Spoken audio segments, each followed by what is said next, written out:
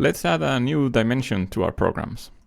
Until now, we have been drawing everything in 2D, 2 dimensions. That was, we were using X and Y to locate any elements on the screen.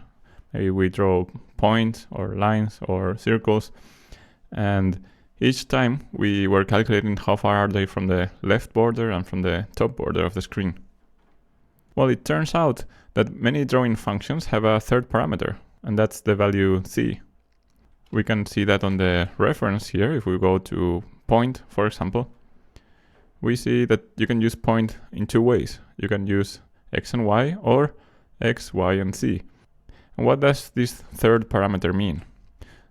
To understand this third parameter, you should imagine that our screen is not flat, but we have a cube.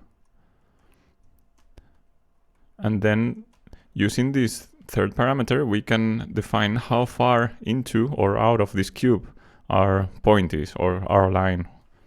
So using this third value, we can define if something is outside of the screen or if it's deep into the screen. So let's see this in action. And we're going to start by using a function called box. That's a 3D primitive. And box is really easy because we can call just using one parameter, size. You can also call it with 3 parameters if you want to define the width, height, and depth of a box. But if you just send one parameter, then processing will be assuming all 3 are equal. So let's make here just the very short program. Let's make box 50 and semicolon at the end, and what happens? It says box is not available with this renderer. What does that mean? Well, the size function is not only used for setting the size, but actually here there is a third parameter we can use, and this is the renderer we are using. Let's see again in the documentation what there is about size. I'm gonna search here size, and here it says the third one is mode, and we can use either P2D, P3D, and then 2 others. But let's choose just this P3D, that's like processing 3D. So here we type after the width of the screen and the height of the screen, I'm gonna type another parameter, P3D, and I'm gonna run the program. So this is not very spectacular for now. This must be our cube up there. How could we bring it more to the center of the screen? Well, the box function doesn't have parameters like the point function. When we draw a point, we can choose here x and y. Where do we want this? But with the box function, we don't have this option. So what we have to do is use translate. And I'm gonna translate, so I'm gonna push this box 100 pixels to the right and 100 pixels down. And with the translate function, I'm moving the axis. So let's see the result. So that looks much better. That looks like a cube now.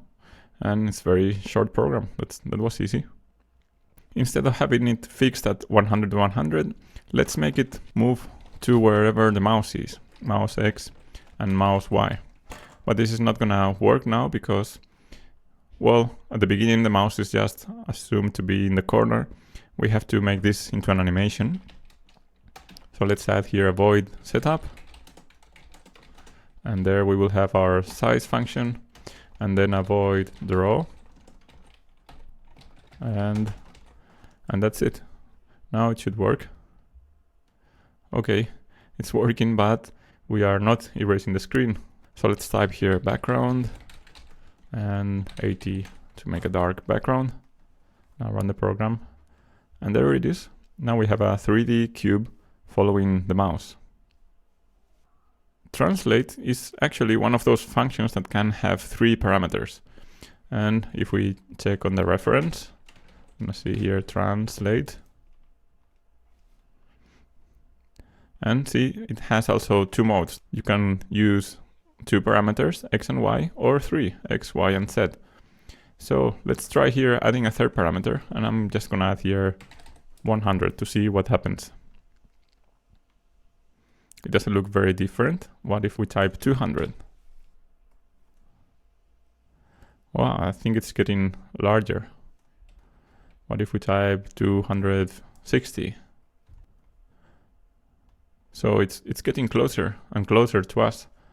And if I type negative numbers, if I type minus 260, then it's very far away. So now you can see that with this number here, we can define how close or far away the object is from us, or actually the axis. What we are doing with the translate function is defining where is the origin. So we could animate this to see just what happens. We could type here some randomness, random minus 200 and 200, but it probably will not look very nice. It's just a jumping box that goes back and forth.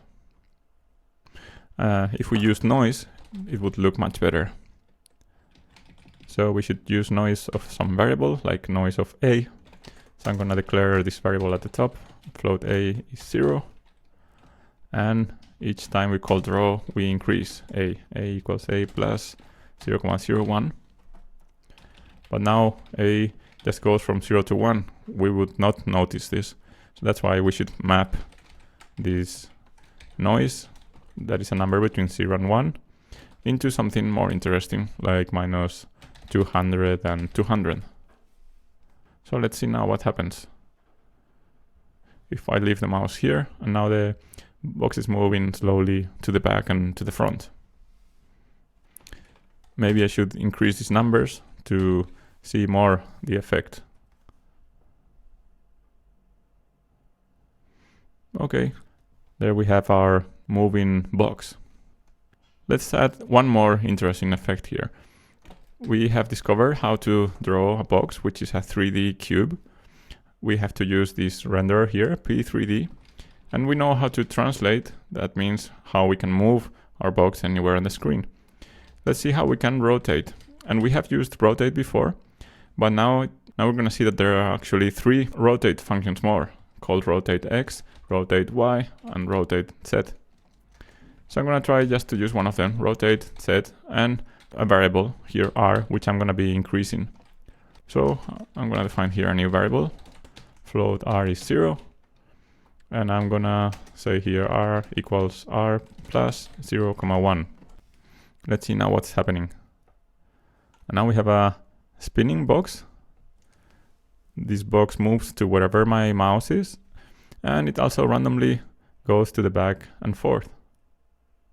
If I want to change the speed of rotation, then I should change this value here.